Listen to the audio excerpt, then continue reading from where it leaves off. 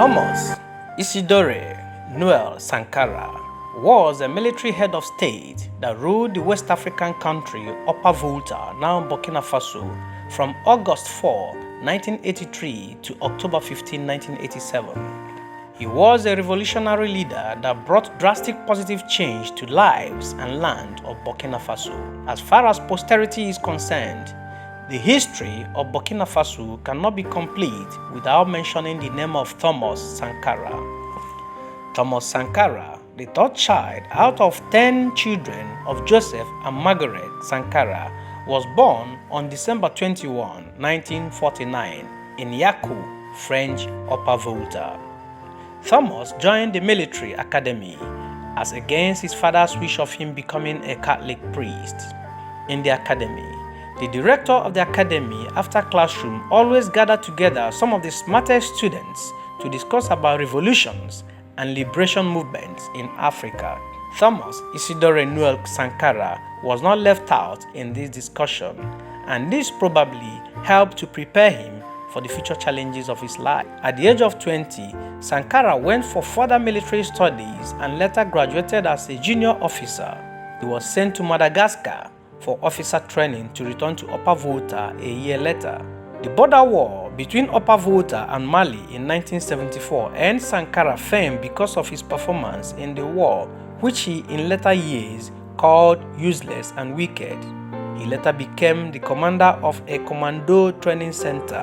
In 1981, Sankara was appointed Minister of Information, and instead of driving a car to work, he rode a bike every day to office. As Information Minister, Sankara permitted investigative journalism and gave the media powers to print their findings, and this exposed government crimes to a large extent. He resigned as minister on April 1982 and was later appointed a prime minister after the coup that brought Major Dr. Jean-Baptiste Odrego to power as military head of state. He was dismissed 5 months later and was arrested and detained too. The arrest and detention of Sankara made his bosom friend Blaise Compaoré to carry out a coup d'etat against the sitting government. The coup was successful and brought Sankara to be president of Upper Volta on August 4, 1983. He was 33 years old at the time. 1 year after his ascension to the seat of president, Thomas Isidore Noel Sankara changed the name of his country from Upper Volta to Burkina Faso. In Upper Volta, there are two major languages called Maure and Dioula. Burkina Faso in these two languages means land of upright people. He made a new flag and wrote new national anthem. He wrote the national anthem by himself. Of course, apart from military and politics, Sankara had strong passion for reading, writing, and music. This passion led him to become a guitarist. Sankara's administration took proper care of the people of Burkina Faso and improved the country's economy to a high extent. He improved the health sector and reduced infant mortality to a bearable minimum. He did not ignore housing, feeding, education, agriculture, and infrastructure development. He fought deforestation and planted millions of trees in Burkina Faso. He curbed illiteracy rates by launching good education programs. He connected all regions of the country through rail and well-planned road networks. Sankara promoted women's status in Burkina Faso and involved a lot of women in his government. Forced marriages, polygamy, and female gender mutilation were all banned by Sankara government. He upheld fundamental human rights for women to high extent.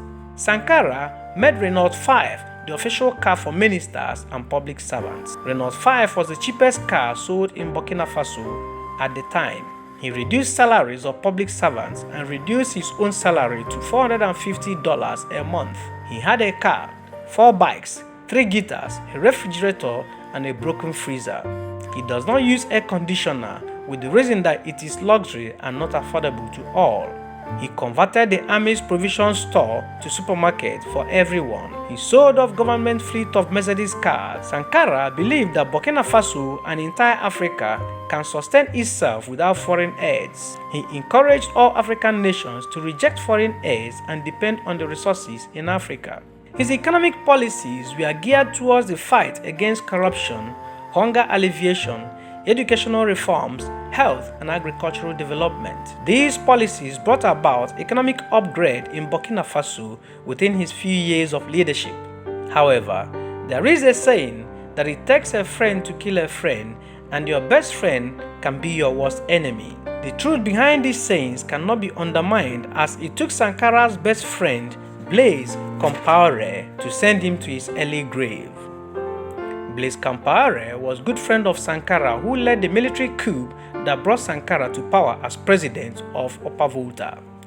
The same Blaise Compaoré was the enemy who led the coup that removed Sankara from power and led him to the grave. On October 15, 1987, Blaise Compaoré carried out a coup d'etat, overthrew and killed Thomas Sankara, his friend. He accused his bosom friend Sankara of jeopardizing foreign relationships, especially with France and Ivory Coast. He reversed virtually all Sankara's policies. Indeed, a once good friend later became a worst enemy, and that is the irony of life.